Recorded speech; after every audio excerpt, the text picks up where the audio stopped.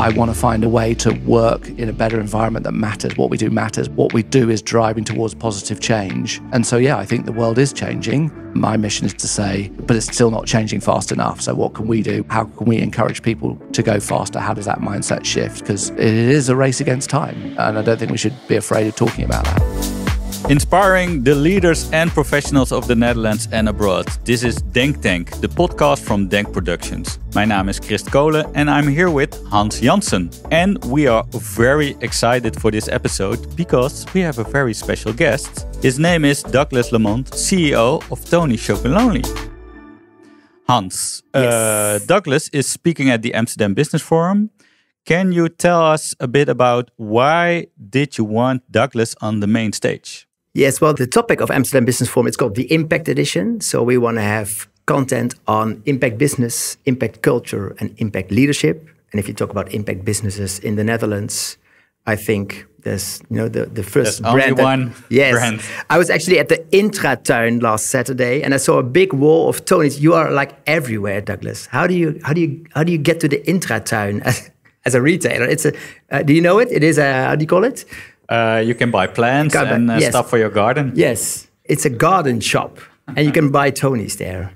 You can buy it everywhere, right? Well, I'll have to give that sales guy some extra credit for good distribution. Look, I think with a brand like Tony's, it does transcend boundaries to some extent because people respond, yes, to the delicious chocolate, yes, to the great-looking packaging, but people buy into the mission, and as a result, surprising things happen. So, your exact example of the brand turns up in a garden centre where there are no other consumer products like that, because probably someone's passionate about what the brand stands for and wants to say, yeah, we support that and we represent that. So those kind of things are, if you like, nice surprises of a brand like this that isn't just about selling a product and making some money from it. The passion that comes from the mission behind it, is a great thing. Yes, excellent. Yeah, so you'll be on stage with us on the 29th, together with Lilian Gijssen of Ben & Jerry's. She's the Managing Director Europe. And we're going to have a very short interview on main stage and also have a bit more of a background interview Q&A on a side stage to talk about what is impact leadership, what is impact business, what does it mean for the culture of your team, what does it mean for you as a leader. And we're going to have a few questions on that just to get to know you better. Very much looking forward to it, and also for us and Ben & Jerry's, who are deeply collaborating in the supply chain together now. Yes. It'd be great to share those stories about that as well. You have a joint flavor, right? So much more than that. We have a supply chain sourcing partnership. So Tony's is really now two businesses. So we have Tony's Chocolonely, the chocolate company that everybody knows and loves and buys the products. But as part of building that business and getting the 5 sourcing principles and how we source our beans, we also now have a business-to-business supply chain business that allows people like Ben & Jerry's to source their beans for their products. So Ben & Jerry's last year, they source a lot of cocoa for all their ice creams, came and looked at what we were doing in West Africa, having struggled to kind of get their ethical sourcing right in cocoa, and said, we see what you're doing, we really believe in your model, and we want to hand over all our global cocoa sourcing to you, Tony's. So the flavors and the ice creams that we have and the chocolate bars we have are a celebration of actually the supply chain partnership where Ben & Jerry's are sourcing all their global cocoa through us, which, if you're little old Tony's, I think is a massive endorsement of the quality of the work we're doing on the ground in West Africa, in terms of really changing the model on the ground, which I think is really important, and making sure that farmers are paid a living income, and that we're tackling deforestation and ultimately addressing some of then the symptoms like child labor. Yes, excellent. Yeah, so you're actually also helping other companies using the way you handle your supply chain and making it totally. Yeah, so ultimately, what we now have is, so Albert Heijn is also one of our partners for their private label chocolate. They're sourcing their cocoa through us. And Aldi as well. So we've got a number of retail partners. We've also got a number of brands, of which sort of Ben & Jerry's is the most high profile brand that we have. But also, again, in terms of that spirit of collaboration, we open that up to our branded competitors. So in Germany, there's a brand called Chocolonely, who is a direct competitor of ours on shelf. they're sourcing their beans through Tony's Open Chain. So I'm a great believer that, the world is facing a environmental crisis, is facing a social justice crisis, and I truly believe that companies are going to be at the heart of solving those things, but we won't solve them unless we collaborate with each other, particularly in the back end, through supply chains, through sharing of knowledge. The last 50 years is all about keep things for yourself, compete, maximize your profits. I'm very happy to compete with whoever at the shelf, and you choose this branding, you choose pretzels, I choose toffee. Great, let's compete at the shelf. But we have to collaborate in supply chains, otherwise change won't happen quickly enough, and we won't lead the world to a fairer and more environmentally sustainable situation. And how does that work? Because you are a sustainable company at its core, and now you're inviting your competitors and other companies, but they don't have the same background and mission as you have. Is it difficult to connect with these companies? Can you tell us a bit about that? For me, this is all about mindset. Do we believe the people that we're dealing with, we're partnering with, have the right mindset? And so I might be here, but I'm on a journey to improve and get better. You can't say, I'm only going to deal with people above a certain threshold. I want to partner and encourage and work with people that say, no, even if we're bad, we're over here, but our intent is now to change things, to improve things. So it's only by moving everybody forward in the right direction are we going to go fast enough. This is all about speed in terms of addressing some of the challenges. So when we partner with people, and clearly you don't need to dig deep to understand Ben & Jerry's intent in terms of their social justice mission and how they think about sourcing, but with other partners, do we believe their intent is to come with us? And if it is, we'll partner with them. Yes. For people who don't know it, everybody will know Tony's from the claim that you want to have your chocolate 100% slave-free. That really means that you take on responsibility for the entire supply chain. Can you tell us a bit about that for the people who don't know how you do that? Yeah, so we have 5 sourcing principles, and we have teams on the ground in West Africa to sort of make sure that is done in the right way. And effectively that is a number of things. So traceable beans as right at the beginning, so that we understand where every single bean comes from, and therefore we know every single farmer which beans come from, which means we can pay living income prices to those farmers directly. So there's a kind of farm price that everybody gets. If you know who your farmer is, you can top that up to an independently defined living income price. We then also work with those farmers to make sure it's not Big Tony's or big chocolate company against an individual smallholder farmer with 2.5 hectares, to help them build cooperative structures, have long-term relationships with those cooperative structures, so that effectively they have the power. We give them long-term contracts and say, we will buy at a premium price from you for the next 5 years. But if you don't want to sell to us, you don't have to. If you find a better buyer, if you decide to do something differently, that's entirely your choice. So again, you're giving them strength, collective strength, and by building that strength, then whether they're dealing with us or whether they're dealing with other partners, they become stronger, and it's kind of you're making the power base fairer. And then we also support them with productivity, because getting more yield out of your farms and making sure that the individual smallholder farmers have the support to understand how to trim the trees in the right way to get more crop and replant and all of those things. So that combination, you can't pick and choose one of those things. What we've seen over the years, it was only when we layered those 5 things together that we started to really see the results. We've seen child labor now as a result of kind of applying this program over 3-4 years in our longest cooperatives, go down from a 50% incident rate. So 1 in every 2 farms you go on, you'd find a child labor case, down to less than 5% in 3 years. So we're dealing with, in a very short period of time, 90% of the issue. The industry recognized this problem, admitted it was there in 2000, and 23 years later, nothing has been done about it. There's a lot of talk. There's very little action in addressing the causes, which is ultimately paying a living income, and addressing the causes of poverty.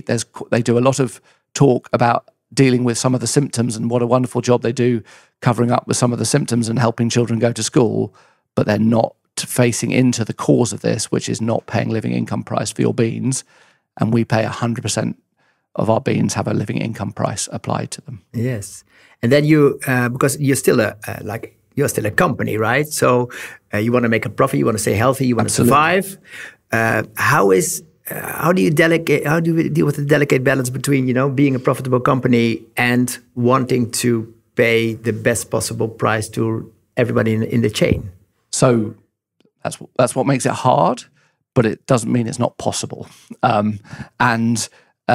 for me, yes, we are an impact first company. So everything that we do is about how do we maximize the impact, but we are a company. And we do want to make profit and we do want to deliver return for shareholders. Why is that important? Because if you believe you want to change, we don't want to do this just for ourselves. We want to change the whole industry in chocolate in West Africa. If I do it by proving that I can be a chocolate distribution charity, I can pay that, but I don't make any money. Everyone else gets a get out of jail card. They say, oh yeah, that's nice, but we're a business. We couldn't possibly do that because we need to make money for our shareholders. What our mission is to show that you can do that and be a profitable, successful company. So yeah, we have an ambition to be, on the face of it, $1 billion brand making double-digit profitability, but then delivering on our impact, paying fair wages throughout the supply chain, making sure that our sustainability commitments are met. And we are super confident that's entirely possible. We're still on that journey. So people can still say, oh, yes, but you're still small. It's easy for small companies. Oh, you're still not making enough money. It's like, yes, but we're reinvesting our profits for growth right now because I want to build a big business in the US. I want to get the economies of scale that the big companies have. And once I've got those economies of scale, I'm very confident that I can deliver double-digit profitability, pay fair wages. And it's only then by showing that this is not just the right thing to do, it's the smart thing to do because this is a very successful company, will I think I really start to shift the mindsets of everybody and go, oh, this is not something to be afraid of. This is something to walk towards. At the moment, there's people who are entrenched in a profit maximizing mindset are afraid of changing. Our job at Tony's is, yes, to slightly point that out, but actually to give them the confidence that walking towards a different model doesn't undermine some of the things that they think are important, like delivering good returns for their shareholders. I'm going to deliver great returns for my shareholders whilst paying a living income price for every bean in West Africa. And I think that's just the shift in mindset that a lot of companies are going through right now. Yes, you can have both. It's probably harder work. Don't get me wrong. Trying to find all the balances, but if you have the passion, if you have the belief, that's okay, right? And I think to save the planet and to save the sort of social fabric which we exist, I think maybe we should all work a little bit harder to kind of find that balance. So I'm okay with that. Does it also require some specific kind of shareholders? Because I can imagine that you shouldn't have the financial optimizers, right? Yeah, again, yes, to some extent, but I think increasingly more and more shareholders are coming with that mindset. And we have obviously original founders, others in between, and what I would call much more classic private equity in our business. Family orientated funds, but at the same time still looking for a good financial return. And all of them come to Tony's with exactly the right mindset of how do we build this the right way for the long term? Because they all go, actually, we think that's the way to create long-term value for ourselves and for everyone in the supply chain. So yes, you need a certain mindset. I think the thing that I'm encouraged, if you see the growth of B Corp around the world, if you see the language that's going on at the shareholder level, increasingly more and more shareholders are saying, okay, we are going to shift the way that we think about this, because every day the evidence gets stronger and clearer, and not in technical scientific terms, in the weather that we see, in the floods that we see, in the droughts that we see, in the forest fires that we see. But the penny's dropping that this is very real all of a sudden. And I think that are slightly scary but helpful reminders that we need to speed up. So these business concepts are not easy, but it's doable, but it's also complicated. So to convince the audience, you have to have a very clear story. And I think at Tony's, it starts at the core, at its product. And it's a famous story, but I think our listeners still want to hear. Can you tell us a bit about the unequal pieces of the chocolate bars? Why is that? Yeah, so again, when you're a challenger brand, and we spend about 8% of our net revenue on impact, and most other companies will spend less than 1%. So that means that's 8% less you've got for marketing, right? So you have to think of creative ways to land your message. And not me, previous people, a brilliant idea to demonstrate that through the unequal pieces in our bar demonstrates the inequality in the supply chain. And so, it's a discovery story. Some people go, oh, this is just annoying. It's a mistake. Some people go, oh, I don't like the way it crumbles. Some people go, I love it. This is different. This is unique. But what it does is it makes everybody talk. Why is it like that? Oh, well, inside the wrapper, it explains why. And if someone doesn't read the wrapper, their friend tells them. Mm-hmm. It creates that point of difference and that talkability. And the second layer of that is that inside those broken pieces is also hidden the map of West Africa. Yeah. So the countries which we're supporting, particularly Ghana and Ivory Coast, where 60% of the world's cocoa come from, is, if you look carefully, is hidden inside that chocolate bar as a symbol of this is what this brand is about. It's about inequality, and it's about supporting effectively where the biggest problems are is Ivory Coast, and Ghana. Yeah, very nice, very nice. So I'm a marketer myself, so I'm very interested in how you tell your story. So we have the story about the unequal pieces in the bar. Can you tell us a bit more about how you spread your message, how you build up your campaigns? What do you do to get brand awareness? Yeah, so I think it's a combination, as you say, if you come with that challenger mindset of like, how do you cut through? But with simplicity of message, you always have to have simplicity of message.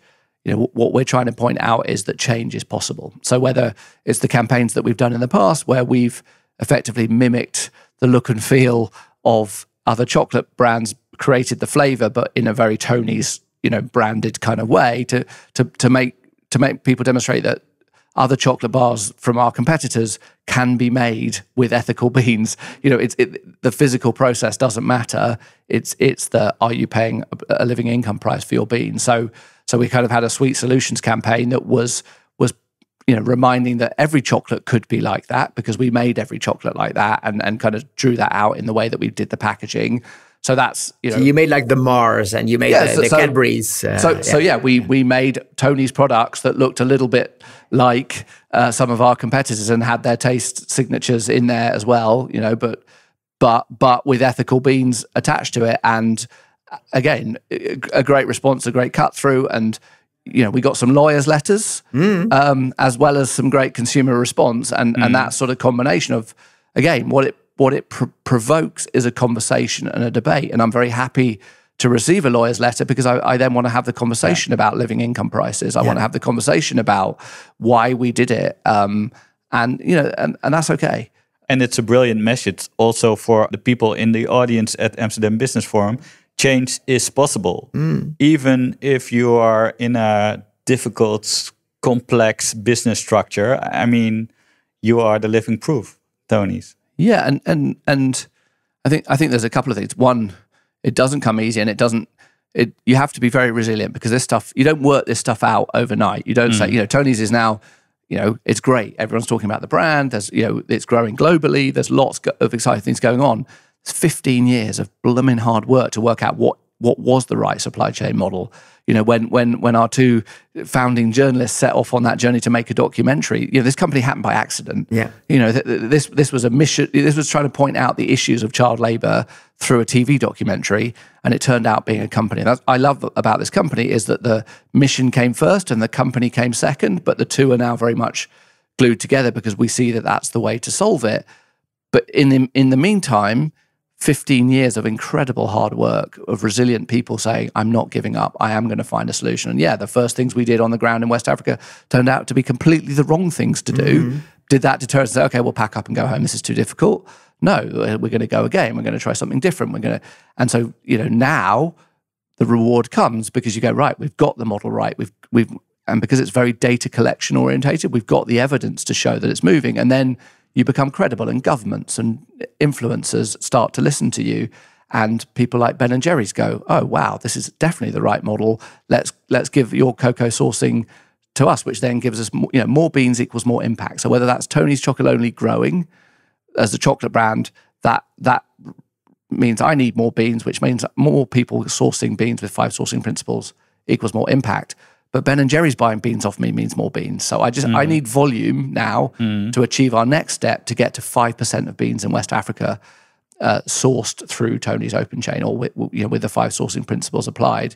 Because at that point, no one can say you can't do this at scale, because most of the big chocolate guys will be sourcing individually 5 to 10% of beans from West Africa. If we're doing 5% through some of our own volume, but also volume from other people, then you can't say, oh, this doesn't scale. It's like, well, it has scaled. And then again, you have the proof change is possible, to repeat the simple message. Completely. But that takes a lot of belief, and you need fire in your belly, and you need passion, and you need, I have a poster on my wall at home, which is the brain of an entrepreneur, and inside the head it's saying yes, and all around you there's like loads of no bubbles. Everyone's saying no, no, no, no, no.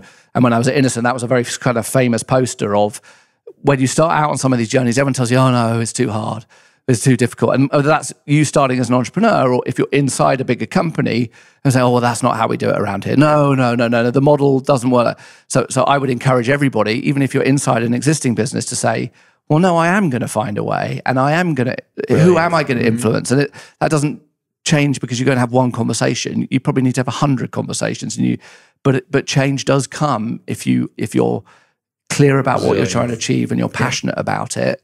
And I think employees in today's world have a lot more power than they realize inside companies. There is a war on talent going on.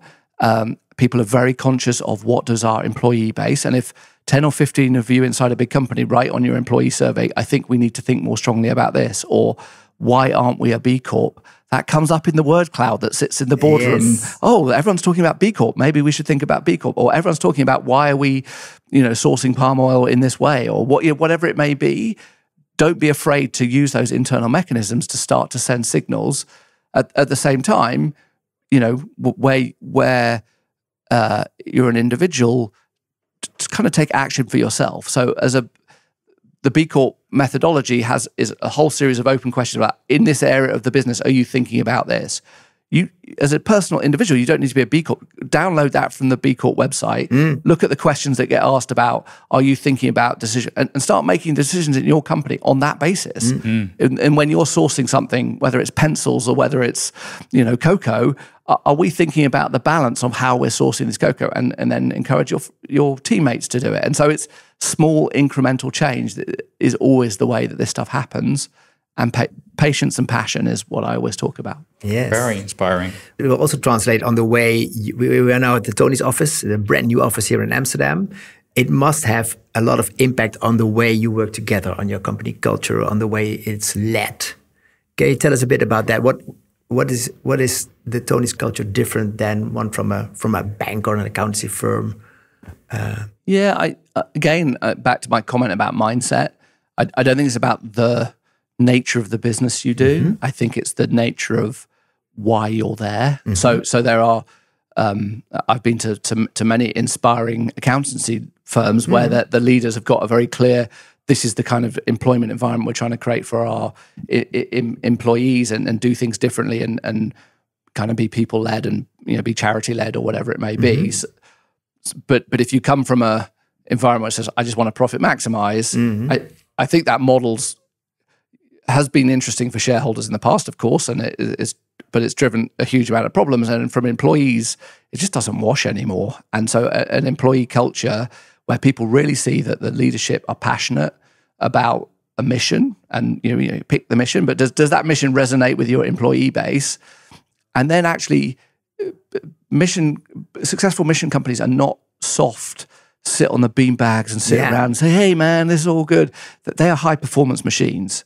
So what you have to have is what I call high performance, high care environments with a clear mission. And if you put those three things together, you don't achieve these kind of change missions unless you're high performing, unless every day everyone's learning from their mistakes, getting better, driving. But at the same time, if that's a cutthroat environment, it's a miserable place to be. So how do you create the togetherness? How do you create the moments where something goes wrong? We go, okay, it went wrong. What do we learn? Let's not make that mistake. So this mission with high performance, high care is the way that we think about it, the way that I've always thought about it. And if you get that sort of trilogy right, then I think it's incredibly powerful. So it's smart business. So you need to be a bit more mission driven than in the past, where you could be about maximum profits. But I think with the war on talent, you just have to make the change. You have to go in the right direction, even if you are an accountancy firm. Yeah, I mean, it's sort of sad in a way that the drag is, I'm not going to get the talent in my business to maximize profit. I hope more leaders are just going, I'm going to do it for the right reasons. But if that's the catalyst for change, great. So we just need lots of catalysts for change going on, and the sort of and I challenge the hypothesis as it's just the new generation. It's not just millennials and Gen Z and beyond and all the rest of it. I think everyone's gone through a bit of an epiphany, and what we're seeing with Tony's, and I definitely saw it at Innocent, was people in their kind of late 30s, mid 40s are saying, hold on a minute, what the hell am I doing? Like, I actually want to spend the next 20 years of my career doing something that actually matters or is towards something. So this isn't a new generation coming through changing the game. I think the game's changing at all levels, and we see, I can attract great senior talent to Tony's.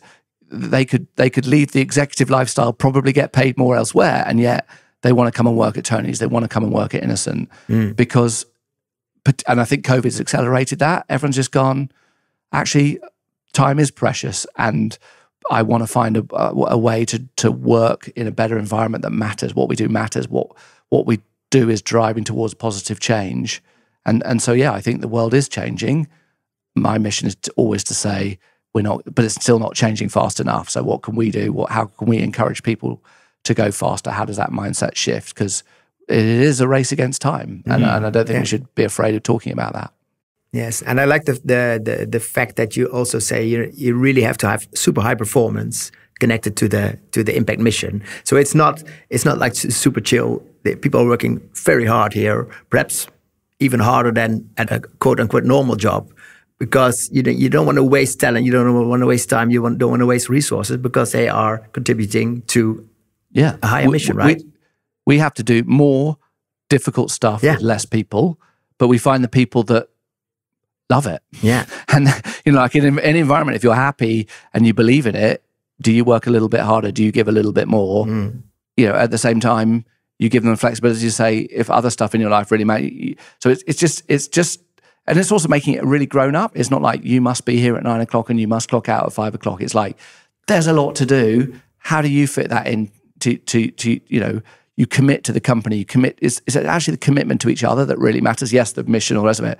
But what we see here is it's the fact that they've got other high performing colleagues around them that they also see care, that they love, that it's that sort of, I know that if I'm not doing it, I'll be letting the team around me, the other people around me down.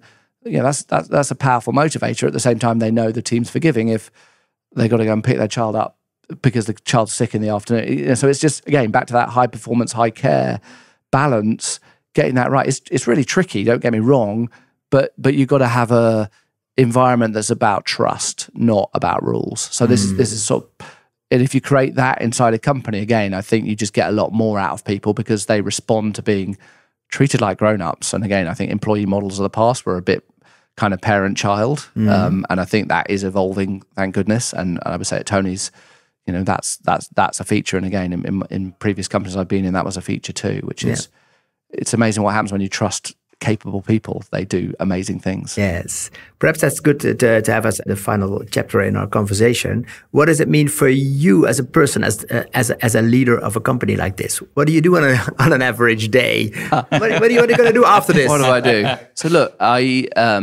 it's actually really important how everyone spends their time, and what I have to do, because there's so much going on and so much change, and we're growing in lots of countries around the world, and so there's always things coming towards you. Actually, what I spend quite a lot of my time doing is going, how do I push those decisions away from me towards others? So what I want to, as a company moves from a kind of entrepreneurial phase, and as we go from sort of 100 million to hopefully 200, 300, 400, 500 million, it can't all just sort of point at the senior leaders.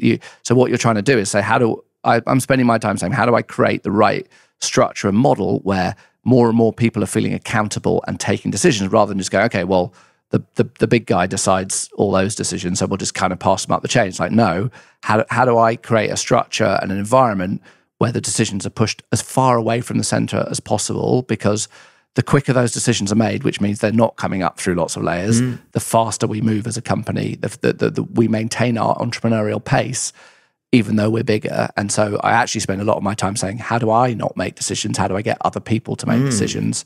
And unfortunately, being the boss, all the really then difficult, grey, murky, is really not clear what the right answer is. Decisions do come on your plate, but then you've got the space and the time to spend deep thought and deep think, on making.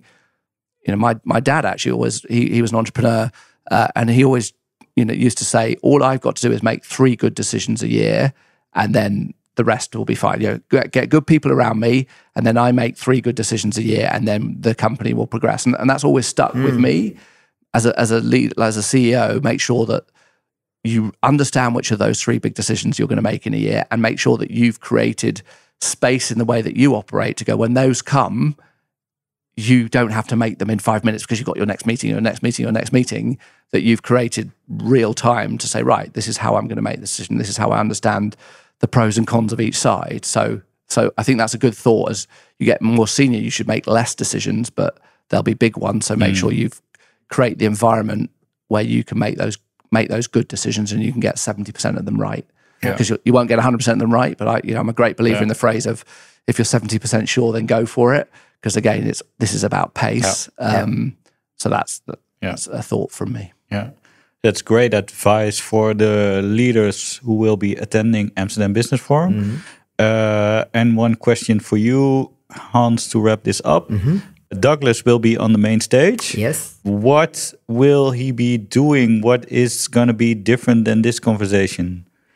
Well, what we want to do is we want to have a short conversation on stage together with Lilian and our moderator, Jim Stolze, about impact business. So we'll probably touch on the topics here, but then also in an interaction with Lilian to see, what does impact business mean? How do you look at your consumers? How do you look at your staff? How do you look at your supply chain? What does it make different than like conventional business?